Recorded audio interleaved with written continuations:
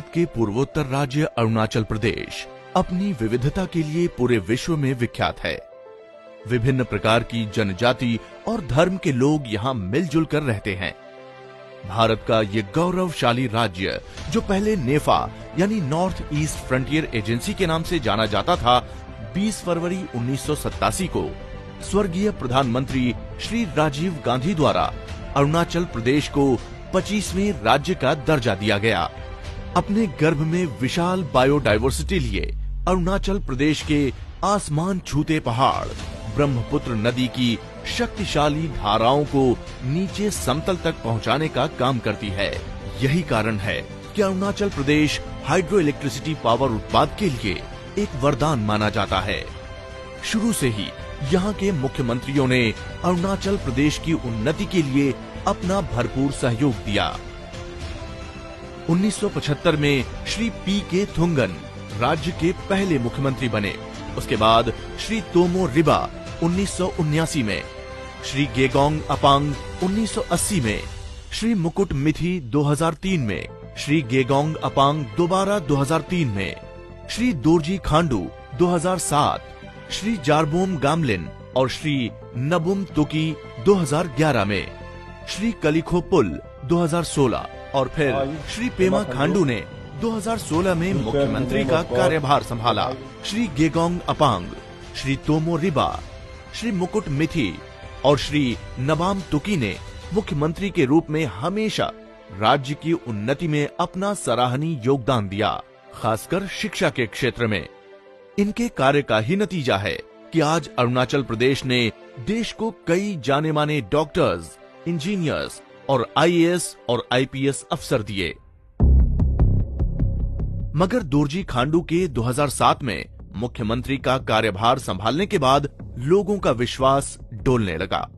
श्री दोरजी खांडू एक दानी व्यक्ति के रूप में काफी लोकप्रिय थे, मगर Borang Lama versus state of Arunachal Pradesh का केस सामने आने के बाद सच्चाई कुछ और ही निकल कर आई। श्री दोरजी खांडू के रिलीफ एंड रिहेबिलिटेशन मंत्री पद के काल में संपूर्ण ग्रामीण स्वरोजगार योजना यानी SGRY का 68 करोड़ रुपए के घपले का पर्दाफाश हुआ। उन्होंने SGRY के तहत अपने बेटे श्री सेरिंग ताशी की कंपनी MSRD कैरियज को असंवैधानिक रूप से 24,800 मीट्रिक टन चावल का ठेका देने में लिप्त पाए गए। इसके साथ ही FDR के करोड़ों का काम भी पेमा खांडू की कंपनी MS ब्रांड ईगल्स को देने का काम किया। SGRY संपूर्ण ग्रामीण रोजगार योजना में पेमा खांडू के काले चिट्ठे सामने आए हैं, जिसमें करोड़ों के गबन का मामला सामने आया है।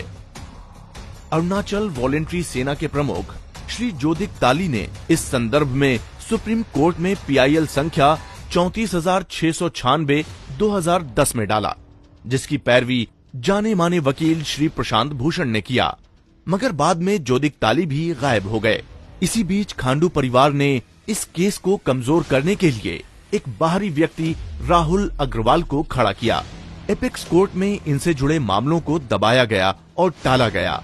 मात्र SGRY से जुड़े इस केस की हियरिंग को 2021 में ही अब तक 22 बार टाला गया है। पेमा खांडू के काले कारनामों की लिस्ट बहुत लंबी है। राज्य में कुल 124 हाइड्रो पावर प्रोजेक्ट्स के MOUs और MOAs साइन किए गए हैं, मगर अब तक जमीन पर एक भी प्रोजेक्ट नजर नहीं आता। RTI से खुलासा हुआ कि इन प्रोजेक्ट्स के नाम पर 1400 करोड़ रुपए अपफ्रंट मनी के नाम पर अर्जित किए गए, जिसका लेखा जोखा कहीं नहीं है। पैसों का इस्तेमाल किसी हाइड्रो पावर प्रोजेक्ट पे नहीं, बल्कि अपनी निजी कंपनी बढ़ाने में किया गया। पेमा खांडू राज्य के मुख्यमंत्री ही नहीं, एक बड़े कारोबारी भी हैं। जाहिर है कि उनके पिता दोरजी खांडू ने जो सरकारी खजानों से काला धन इकट्ठा किया, उसका लाभ बेटे को ही हो रहा है और आज वो अपने पद, शक्ति और जनता के पैसों का अपने निजी उत्थान के लिए बेजा उपयोग कर रहे हैं। बड़ी बड़ी कंपनियां जैसे brand eagles, alliance trading company, royal global construction उनके और उनके भाइयों की पत्नियों के नाम से हैं। आम जनता के लिए स्टेट एंटरप्रेन्योरशिप बढ़ाने की बजाय मुख्यमंत्री पेमा खांडू और डिप्टी चीफ मिनिस्टर ने मिलकर अपनी कंपनियों MS एथर ब्रेवरीज LLP, और अरुणोदय फेरो एलॉय LLP जैसी कंपनियों को बढ़ावा दे रहे हैं और राज्य के लाखों नौजवानों के साथ नाइंसाफी कर रहे हैं।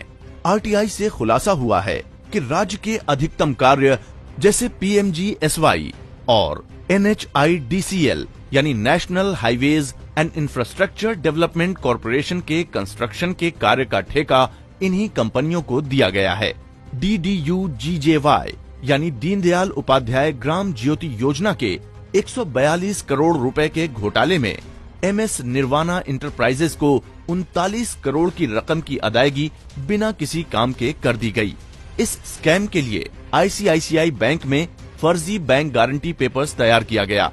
भूतपूर्व मुख्यमंत्री श्री कलिखो पुल के सुसाइड नोट में पेमा खांडू के सारे काले कारनामों का ब्यौरा मिलता है। CEA यानी सेंट्रल इलेक्ट्रिक अथॉरिटी के द्वारा एक सर्वे से पता चला है कि Arunachal Pradesh 50,000 megawatt hydro power energy उत्पाद की क्षमता रखता है, मगर भूकंप प्रभावित क्षेत्र होने के कारण भारत सरकार मात्र 89 प्रोजेक्ट से अधिक की आज्ञा नहीं देती है।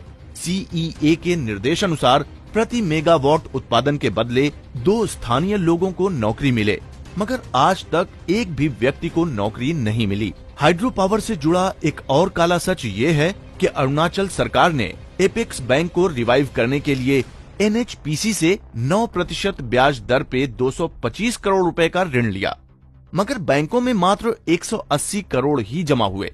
बाकी 45 करोड़ कहां गए, इसका कोई लेखा जोखा मौजूद नहीं है।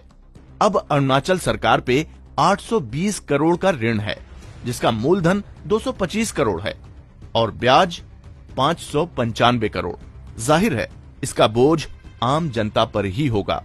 ये प्रोजेक्ट फॉरेस्ट राइट्स एक्ट पर सवाल या निशान खड़ा करता है, क्योंकि प्रोजेक्ट पास होने के लिए मुख्य जिला अधिकारी, विधायक, पंचायत और जमीन से जुड़ी संस्थाओं की सहमति प्राप्त करना अनिवार्य होता है। मगर अफसोस की बात यह है कि ये सारे कॉन्ट्रैक्ट्स राज्य से बाहर बिना किसी जांच के प्राप्त किए गए।